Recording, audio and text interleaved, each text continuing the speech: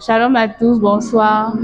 Pendant l'enseignement, lorsque Jacques Joël partageait et disait comment le Seigneur peut révéler le nom d'un enfant à son parent, Saint-Esprit m'a rappelé l'histoire ou l'origine de mon nom, comment est-ce que le Seigneur a donné ce nom à mes parents.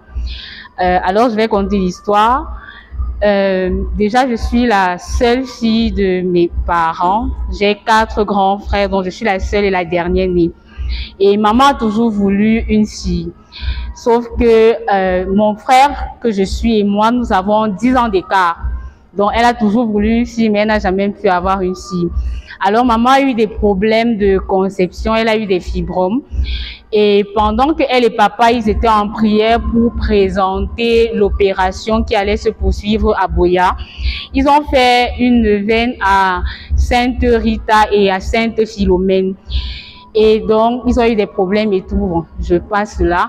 Pendant le jour de l'opération, papa n'était pas là. Il a dû se déplacer pour le travail.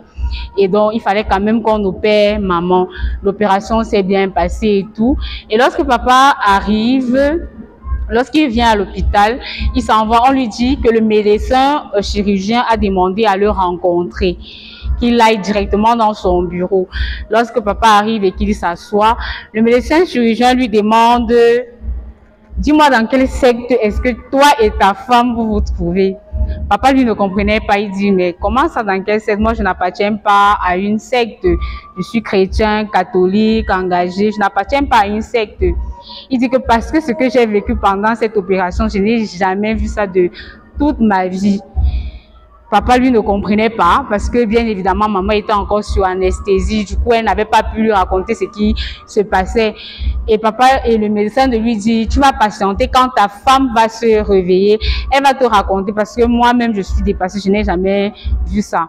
Donc papa tout troublé s'en va s'asseoir dans la salle, il attend. Et lorsque maman se réveille et qu'elle allait déjà un peu mieux, elle arrivait à parler.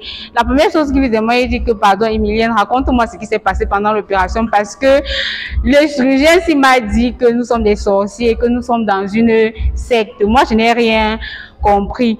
C'est là où ma mère lui raconte que Dieu est bon et Dieu est puissant.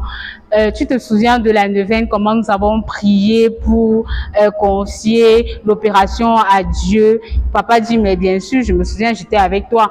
Elle lui dit: ok, donc pendant qu'on me préparait avant l'intervention chirurgicale, j'ai vu, si je peux dire, 3 personnages. On m'a anesthésiée. J'étais sous anesthésie. En principe, je suis censée être endormie, mais j'ai vu ces 3 personnages-là et ils se sont présentés. L'une m'a dit qu'elle était Rita, l'autre Philomène et l'autre c'était Saint Michel Archange. Et ils m'ont dit: ne crains pas, nous allons t'accompagner pendant toute l'opération chirurgicale, tout va bien se passer. Donc maman était quand même toujours inquiète et ils ont commencé à chanter et elle les a rejoints dans le chant. Donc c'est ce chant-là qui s'est répercuté même pendant l'opération, dont le chirurgien ne comprenait pas. Comment est-ce que je suis en train d'opérer quelqu'un, mais elle est calme, je suis en train d'entendre les murmures de sa bouche, elle est en train de fredonner des chants, des cantiques, moi je suis pas en train de comprendre. Donc c'est après ça que maman dit à papa que, et à la fin de l'opération, Saint Michel Archange a pris la parole en lui disant: l'opération s'est bien passée, tout est en ordre et l'enfant pour lequel tu as toujours prié, le Seigneur a entendu ta prière, tu auras une fille et cette fille tu l'appelleras Michel Archange. Donc maman elle a dit: ok, d'accord, c'est comme ça que c'est fini. Et mais bon, je suis pas née de suite, je suis née peut-être des années plus tard, peut-être 7 à 7 ans plus tard. Et lorsque elle a finalement eu cette fille, elle s'est souvenue de ce que elle avait eu pendant cette opération et c'est comme ça qu'elle a donné ce nom-là. Et en conjointement avec ce que Jacques Joël disait, lorsque je regarde la signification même dans la Bible, je vois que c'est qui est comme Dieu.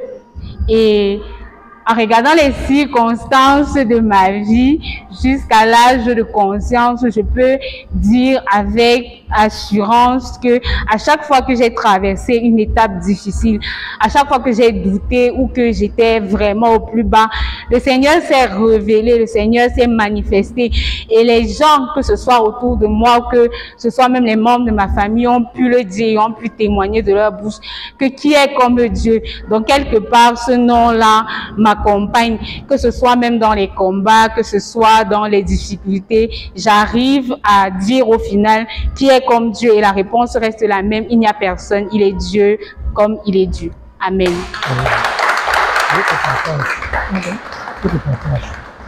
Ce qui est venu encore pendant la prière. Et pendant qu'on faisait la prière, il y a une parole qui me montait à cœur lorsque les gens se plaçaient en rang. Le Seigneur me mettait à cœur qu'il venait ce soir, il est là pour changer le nom de quelqu'un. Donc si tu te sens abattu, le Seigneur vient changer, il vient transformer, il vient te restaurer. Amen. Amen. Est-ce qu'on peut acclamer pour le Seigneur?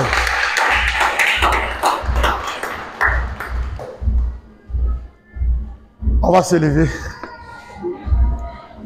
Arrête.